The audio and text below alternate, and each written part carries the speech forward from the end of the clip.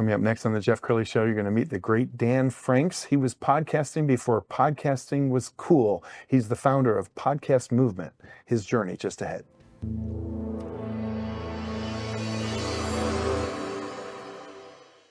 Many are predicting that the worst is yet to come, which is unfortunate, said one person here. Until now, they've enjoyed the reputation of being the nation's icebox. Watched a burglar in his home this morning by webcam. As a journalist of over 25 years, stories are what make my world turn. Reporting live from the Dallas newsroom tonight, Jeff Crilley, Fox 4 News. But in 2008, I took the jump from my familiar life and started a PR firm from my home. We're talking about anyone with a camcorder like the one I'm using becomes a television network. We started slowly growing the company, and we now have over 100 clients, and we've branched into the world of live digital broadcasting. I now own 8 different TV studios and have a huge team, and the stories that I now get to share are sometimes the most important of my life. Life has a funny way of coming around full circle. This is the Jeff Crilley Show. Well, I'm tremendously proud of the podcast/television network we've created, but I was actually late to the game. I got into podcasting 7 years ago. A guy who was really one of the groundbreakers in this industry is in the studio right now. The great Dan Franks. He's the founder of Podcast Movement. Thank you for coming on the show. Thanks for having me. Lifelong, I should say, a really Crilley fan here. So born and raised in Dallas, so very happy to be with you. Well, I'm thrilled to have you in the studio. So let's go back to the very early days. Your first show was in 2012?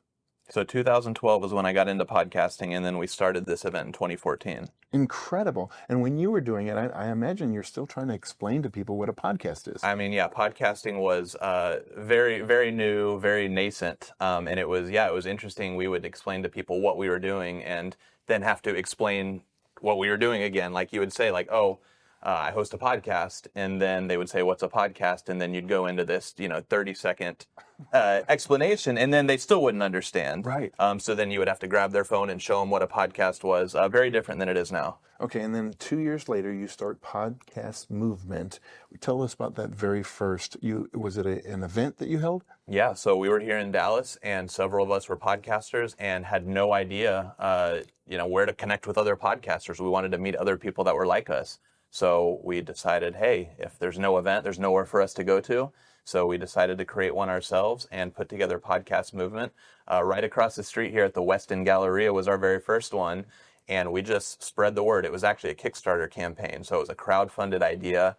None of us were famous. None of us had big names. None of us had social media followings. And we really just put the idea out there to see what other podcasters might appreciate getting together as well. And next thing we knew, we had 600 people joining us here in Dallas. Wow. And you have a big event coming up. We're going to pull up the event website. So the dates are the August 18th through the 21st. Where is it going to be? So it's actually in Grapevine. So use the term Dallas loosely, as we often do around here, but it's at the Gaylord.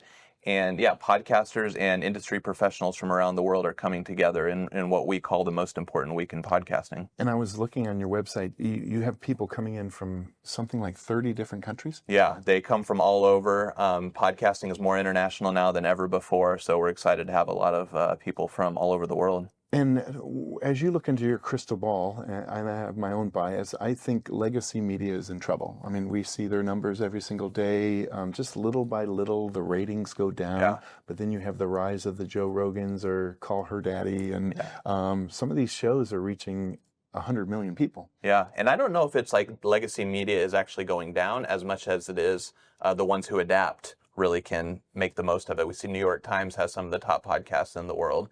And they're very legacy media, but they've, really embraced podcasting and embraced it as a way to build, on their media platform. All right, we're going to show some video from last year's event, and I want you to explain what people can anticipate if they show up. Yeah, so you'll see a lot of fun elements to the event. So we try to keep it fun first and foremost. The event, when it first started, was all creators, all hobbyists, all people that are used to being in their closets or their attic or their basement recording podcasts. And that was the idea, was let's get them together and have fun, not just meet each other and learn from each other, but really, have a good time together. They were taking vacation days from their work, yes, that kind of thing. Now it's a little more the industry professionals. So you got your iHearts and your Spotifys and your Apples and people from all these different networks, publishers, ad buyers, ad sellers coming together. But we still try to keep that element of fun, networking, not just here for business, but a little bit of pleasure as well. And you have some huge speakers coming in. Do you want to plug any of them? Yeah, I mean, one of the biggest things that we've learned are, yes, you've got big name celebrities that can come in, which we love having celebrities. But when people do want to learn, they want to find out the latest and greatest from the podcast industry. So we have some of the top researchers coming in. Tom Webster, he used to be with Edison Research, which is one of the biggest. They do research for, Sure. elections, that kind of thing, but they're the biggest audio researcher as well. And he's since spun off, and now Sounds Profitable is the name of their company. And they do some of the biggest research in podcasting, as well as Edison Research is there as well. So that's a big focus this year, is really teaching people like, hey, here's what the changing landscape of podcasting looks like. Right. Here's how to adapt. Here's what listeners want. Here's what the brands and the business side of it want. So that's a really big piece of it this year. And then you have educational opportunities. So one of the most common things we hear here is, okay, how do I make money on a podcast? Yeah. So I'll put that on your plate. How does somebody make money on a podcast? So there's multiple answers here. One is, if you're a big show, if you're a celebrity, you're going to have different opportunities than people who are still in their closets or in their basements creating podcasts as a hobby. One of the things I love is the kind of membership model, the subscription model that allows independent podcasters with relatively small audiences to really kind of develop that fan base, develop that listenership, develop those relationships, and then ask them in exchange for bonus content, commercial-free content to support with a monthly membership. Patreon is one of the biggest platforms. You've also got ones like Supporting Cast, Supercast, and really what it is, hey, if you like my content, if you want to help me and help my show sustain from a business standpoint, support financially. And it's a good way, if you're not big enough to have commercials or to have big name sponsors, it's a really good way to build that foundation versus, of course, your traditional advertiser and sponsorship method that some of the big networks Well, do. I would imagine that the price of the ticket is worth it just to network, because you're really hobnobbing with some of the biggest names in the business. You are, and what we hear all the time is one of the biggest benefits people have are those hallway conversations. So they think they're buying a ticket to go to the sessions, but really what they get most out of it is sitting in a session next to a VP of sales from iHeartRadio, where you can ask them questions that you otherwise would never have that opportunity to ask. And then on the business side, obviously, they're getting together. They don't have to fly to New York or go to meetings in LA. They're all coming to this one place. So oftentimes the business side of things, they'll knock out a full, year's worth of meetings over the course of 3 days. Wow. And Dan, you've been doing this long enough. You probably have seen baby podcasters grow up into grown-up podcasters. Yeah, it's really great when we see podcasters who start with us as, like you said, a baby podcaster, have no audience, really learning how to do things. I don't want to say learning how to plug in the microphone, but maybe whatever comes after that they learned. And then suddenly they're some of the biggest shows in the world. They're making a living. They're hiring a team, supporting production studios. So it's really cool to see shows that started very small, very independent, and either, get those big deals where they're signing on with networks, or get so big that they can do it on their own. Okay, if somebody is like watching this right now and they're thinking, well, gosh, I have to get a ticket. I have to be around these people. What advice do you give to the baby podcaster? Do you do a show that you think will be commercially viable, or you do something that you're passionate about? I really think you have to start with passion. That's one of the things that a lot of our sessions are really about that, building that foundation. If you're trying to pinpoint what's going to make money and then that's what you try to fall in love with, right, it doesn't work that way usually. If you have something you're already in love with, then it's a lot easier to create good content on. And really, one of the sayings, the riches in the niches, we hear that all the time, but it's true. If you have a show, it can be very specific. One of my favorite examples is I have a friend who's an HVAC technician, and he has a show that is for HVAC technicians. Wow. Not that many of them in the world, right, but also not that many podcasts about it. And if you're an HVAC technician and you're trying to learn the latest and greatest techniques, you're trying to find out about the best suppliers, you're going to listen to that show. And from an advertiser standpoint, it's really appealing, because where else are you going to get in front of such a focused group?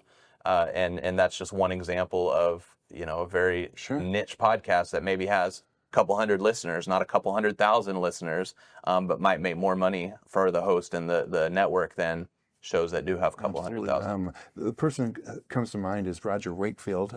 You know him as well. He's big into the trades, and he started something I think probably as a hobby, but it really took off. Yeah. So I'm making this up, but my little niece is into Labubu. Have you heard of these? Yeah, of course. I've got kids. My wife has TikTok, so we know all about it. So, I mean, if somebody, they have kids, they're into Labubus, could you start a show about Labubus and really dig deep into the, is this the new Beanie Baby? Is it the Cabbage Patch doll? You totally could. And I think, one of the things that wasn't a conversation point when I started Podcast Movement in 2014, that is now, is the video aspect. So I think that's one of the shows that really benefits from having the video. Because you can say, I know there's this term Lafufu, and that's the fake Labubus.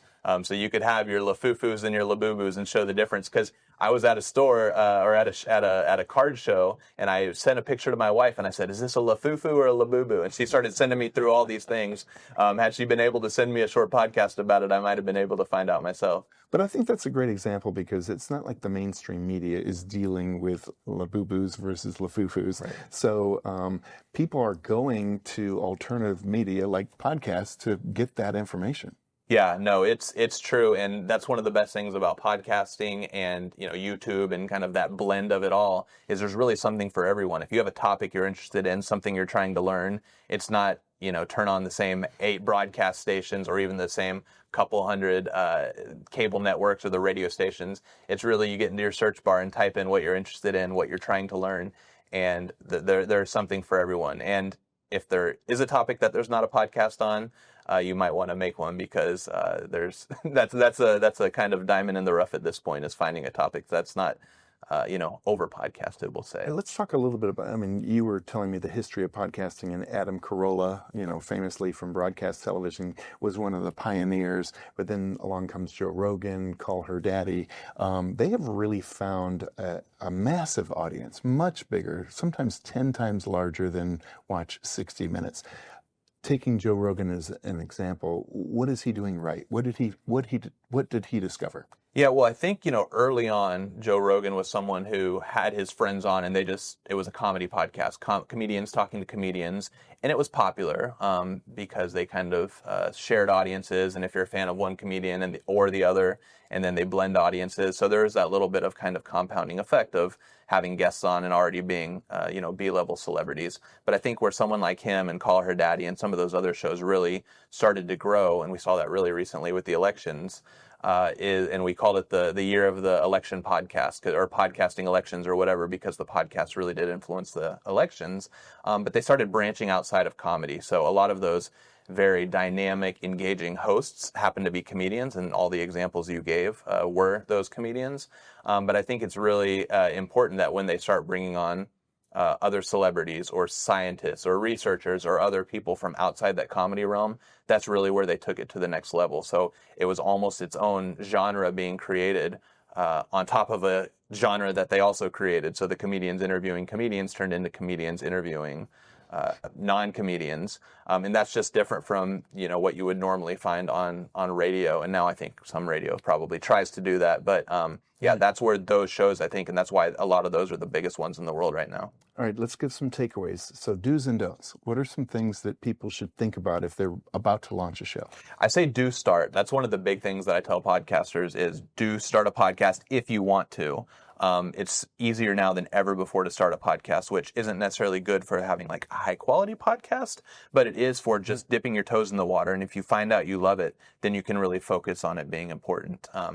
In 2012 and 2013, when I was learning how to podcast, it was so difficult to learn even how to plug in the microphone. Yeah. We didn't have digital microphones, so we had these old analog microphones. How do we get them into our computer? We were doing interviews on Skype. There was no other way to do interviews. That's right. It's so easy now. Get started, and if you like it, then you can kind of drill down deep and get really good at it. So that's one of the do's. Okay, what are some don'ts? Don't get into it for the money. We talked about how you can make money. It's possible. But to me, everything has to start from that passion on the topic or passion to be a creator, to create content, to share whatever it is. Share your passion, share your education with the world. very few people actually make a living off their podcast, but quite a few use a podcast as a form of expanding their business. So if they've got an existing brick and mortar business and they're trying to either become bigger influencers in the space or share their knowledge or to get new clients, then that's really good. And that kind of adds an additional layer into how you can make money with the podcast. But first and foremost, have a reason to do it other than making money. That's brilliant. Okay, we only have about a minute left, so talk to the viewer, give them some words of encouragement on taking that next step. I mean, if they've been kind of itching to do a podcast for several years, just do it. Just do it, yeah. There's so many free options now to figure out how to create a podcast. Just do it. Just try. Don't invest all this money into equipment and all these hiring editors and stuff, and then figure out once you hit record that you're not good at it or you don't like it. Just do it. Just get started. And then, like I said, you can kind of double down and really dig deep if you end up liking what you're doing. Outstanding. We're going to end with the website so you can get your tickets or become a sponsor. It's 2025.podcastmovement.com. The great Dan Franks. Thanks for coming on the show. Thanks, Jeff. You bet. That's it for now. We'll see you next time.